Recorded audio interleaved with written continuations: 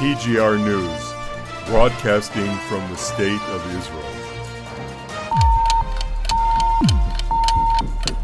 Welcome back to TGR News. Hello, hello. Well, this week we'll talk about a big terrorist attack that happened right on the walls of the old city of Jerusalem.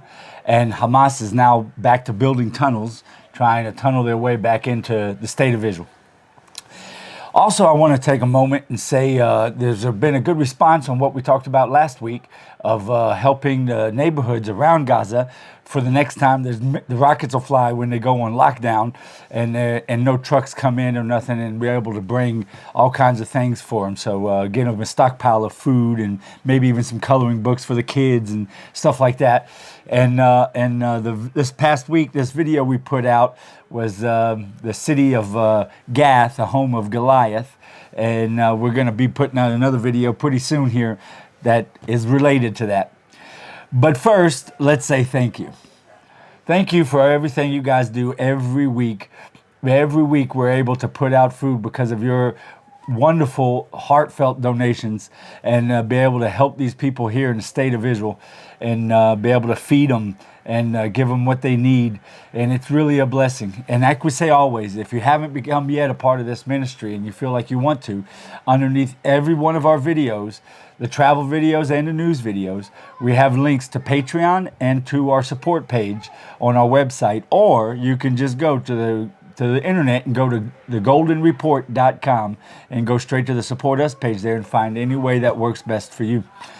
So thank you so much, because these people are getting the food and it is so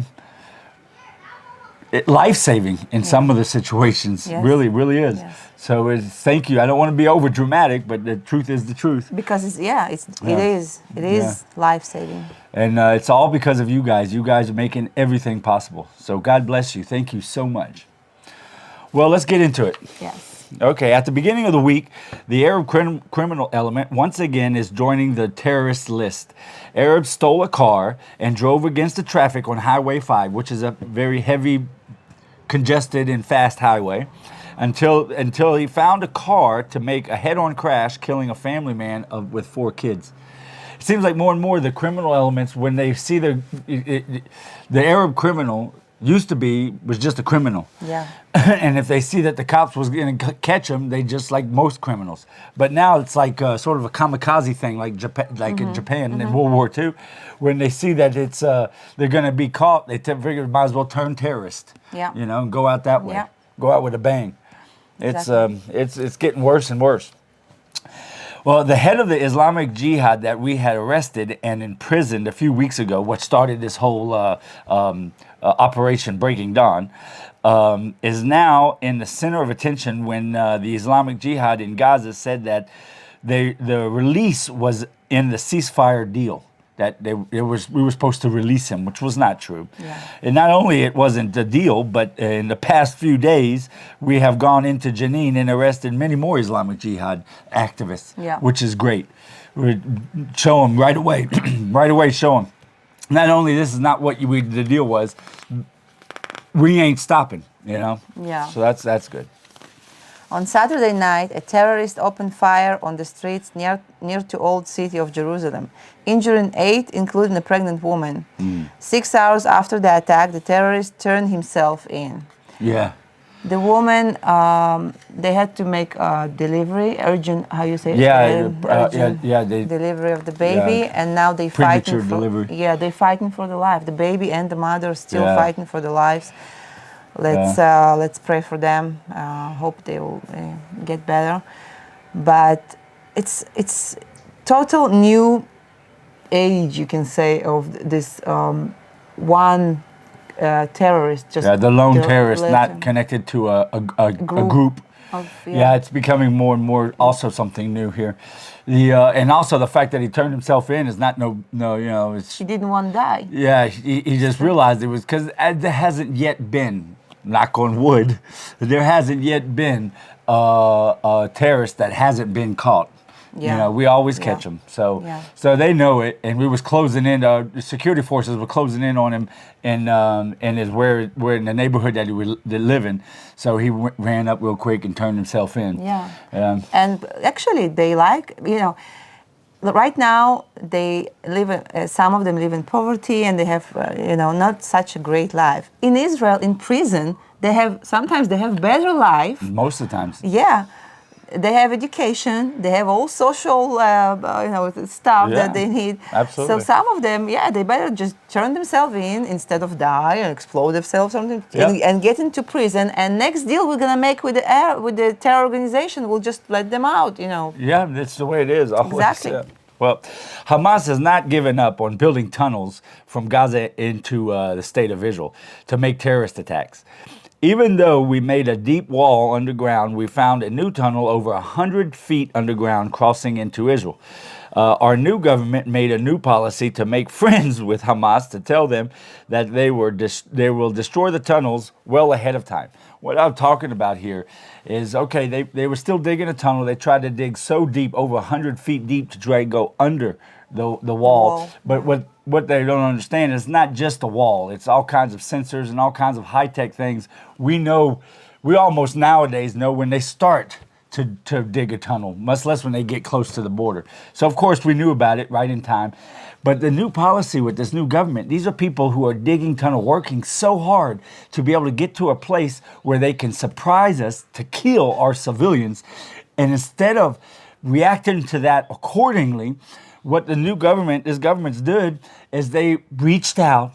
They said, hey, we know you're building a tunnel. We don't want to hurt anybody. I'm not joking. I'm not exaggerating. We don't want to hurt anybody. So we don't even want to blow up the tunnel. So what we'll do is we'll let you know, because we don't want no one to get hurt in your Hamas organization.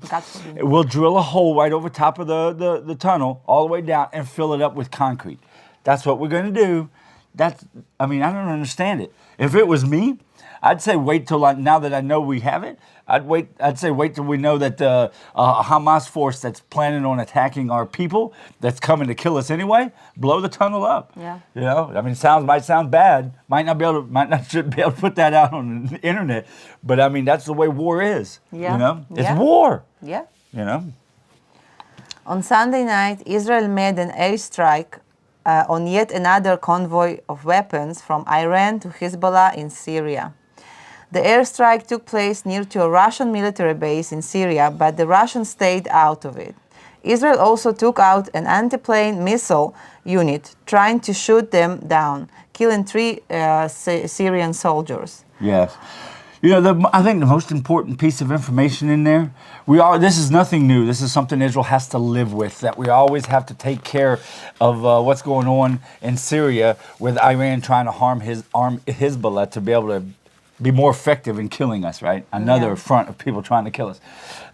So that's nothing new, but what's most important is it was right near a Russian base, okay? Because we know Russia is no secret, Russia's in Syria. And recently, Russia had that summit with Turkey and Iran, basically right out saying they're against Israel and everything we do, and the U.S. and everything else. But the main piece of information there is they sat by and they did nothing. So what's their plan, right? What is it? Are they planning on just talking? Are they planning on, or are they getting something ready, and they're just sitting quietly for now? It's something we all need to keep our eye on. Yeah.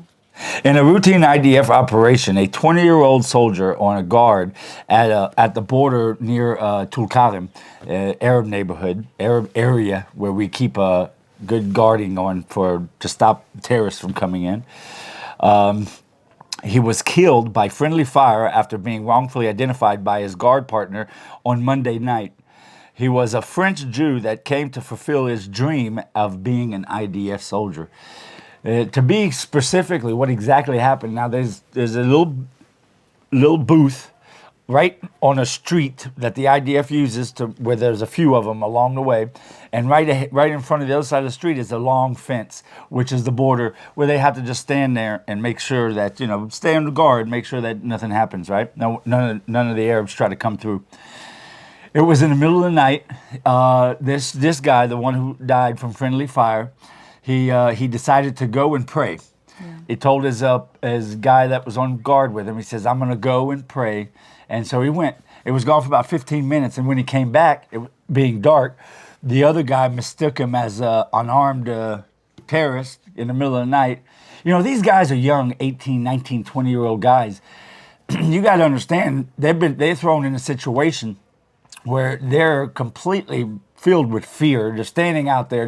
His only friend just left him to go pray, and he's standing there thinking, oh my, now the terrorists are going to come, and I'm standing here all by myself, right? Yeah. Not everybody in the IDF is special forces, right? Just like every military. So these guys, I mean, my heart goes out to them. The family of the son that died, they realized the situation so well that they even invited, and he's coming, the guy, the other soldier who did friendly fire and killed him. They invited him to the funeral and to the Shiva, and he's coming. So I mean, I thought that was beautiful, because they really realized, you know, hey, this guy, he's in bad shape.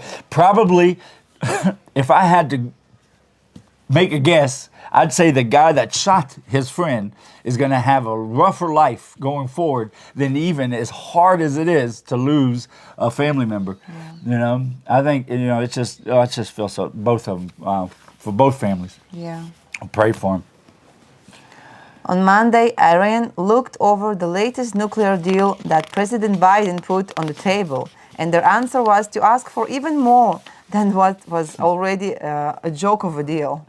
Iran realized that even though they can break the sanctions and even have more freedom with nuclear projects, they still can get more out of Biden. Absolutely. It's ridiculous. I don't even know why they're even continuing it. I think Biden should just call it quits and say, hey, there's no deal, do what you want, because that's basically what's happening, right? Iran is real happy with this administration in the United States right now. They realize that they have, and not only that, but they're also, because they realize that Biden is probably their best bet ever when it comes to nuclear deals with the Western world and the United States. They're trying to add into the clauses. One of the things they're doing is what they're asking more for, is that no president ever in the future can break the deal, can go back and change what was written and change the mind and say, hey, this wasn't good enough, this is bad, right? Because that's part of what they're trying to add into it. Because they know that they'll never have anyone like President Biden ever again who's going to be so free with them and say, yeah, you can do this and you can do that. Yeah. Well, Biden is bad news for Israel, for sure. Well, I'll tell you something. I don't know how many have been paying attention to this, but this is really interesting. This week, for the first time in 6 months, it's been 6 months now that Russia's been attacking and making war on the country of Ukraine. A large ship full of 26,000 tons of corn left Odessa for Lebanon to help with the world food shortage. The Russians gave permission for this voyage. It was the first time they leaving the southern point in the Black Sea, right? After leaving the Odessa port, they went through the Black Sea, going by Turkey. Turkey, to make sure nothing would happen, gave an escort, got them out through the Black Sea into the Mediterranean. And once they were in the Mediterranean, they just dropped off a radar for a minute. Then they came back on radar. And then something must have happened during that time, because all of a sudden Lebanon changed their mind and said, we don't want the corn, which was very strange. We know Lebanon's in bad shape. Saying Lebanon means Hezbollah, right? Because Hezbollah is under the control of Iran. Yeah. And so now Iran and Russia are in cahoots together, so everything's working together, right? And when Lebanon said they didn't want it, then everyone figured they'd probably go back and change their mind and go to Syria, bring Syria all this corn, and then they went off the radar again, and then no one knew where they went. We're still trying to figure out. Everyone's trying to figure out where's the ship. Where's the ship? 26,000 tons of corn bringing to help food shortages that's happening everywhere. Yeah. Who knows? Strange. A very strange story. Who knows? Well, some good news. Yeah. 230 Alim Hadashim from the US and Canada landed on Wednesday morning out of the 2,000 expected this month. Yeah, so Olim 2,000 Hadashim from is- U.S. and Canada. Yes. Olim Hadashim, if you don't know, are people who are come... Jews coming to Israel to live, to live. immigrate back to Israel, Yeah. to come home. Jews Yeah, coming home. yeah, Olim Hadashim basically translates Jews coming home. Yes. But I'll tell you what's amazing, what I like about this little piece, and first of all, it is good news. But the because we all Jews should be home. If we don't remember, God said He'd send a messenger, and if we don't answer the messenger, He'd send the hunter. And hunters always come with anti-Semitism. That's how they hunt, right? Yeah. But we always have Olim Chadashim. I love you. I love you. But when Olim Chadashim come from countries like Russia or northern African countries where life isn't so good. I'm not saying life is great in America. Life everywhere is getting hit pretty hard. But still, you can't argue the fact that everything, food, housing, gasoline, cars, cost less in America. And while the wages are higher in America than here, meaning everything here is more expensive and the wages are lower. So when people are leaving where it's more comfortable financially to come here, they sacrifice. That's showing you something. Yeah, they sacrifice things to come here. That things are changing, which is great. Mm-hmm. Praise the Lord. We need all Jews to come home. If you're watching this and you're Jewish and you're not here, come here. Yeah. Yeah, absolutely. God told you. Come, this is your state. This is your promised land, right? Yeah. Well, that's enough of that. Israel and Turkey have decided to replace the ambassadors. This is confusing, seeing how just recently Turkey, Iran, and Russia had a summit to join forces against Israel and America. It's been, I think, 3 to 4 years where Turkey had a Turkish ambassador here, and Israel had an Israeli ambassador in Turkey. But about 3 or 4 years ago, that was canceled. And we didn't do that anymore because the relationships between Turkey and Israel was getting worse and worse, and it has been getting worse and worse. I don't understand.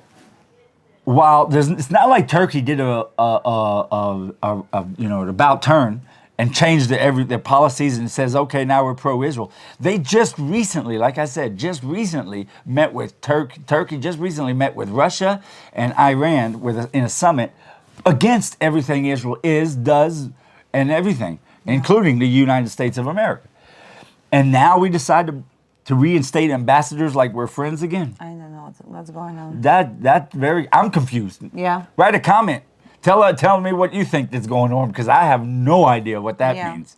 I'm just telling you the news. I can't even give you my opinion. Yeah.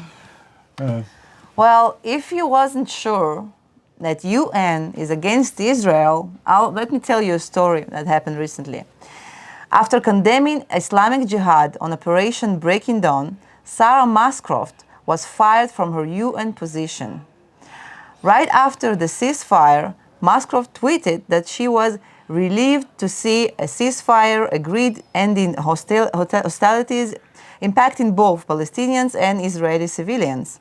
Such indiscriminate rocket fire of Islamic Jihad provoking Israeli retaliation is condemned. That's what she wrote. That's all. After her tweet, and a lot of pressure from Palestinian supporters in the UN, she was forced to apologize and even deleted her post and closed her Twitter account. Yeah.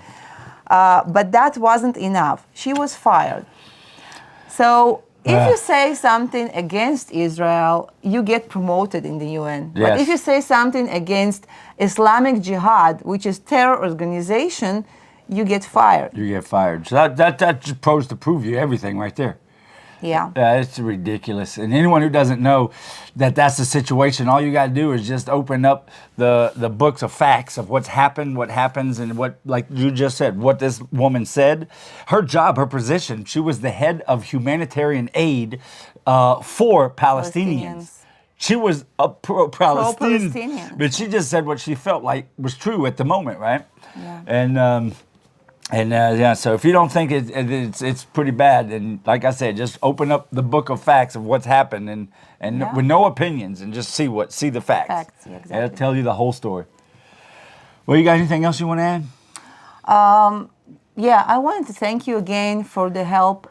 Many people get involved in this thing that we've talked about last time, that we're trying to help people on the border of Gaza, Israeli people who live around Gaza.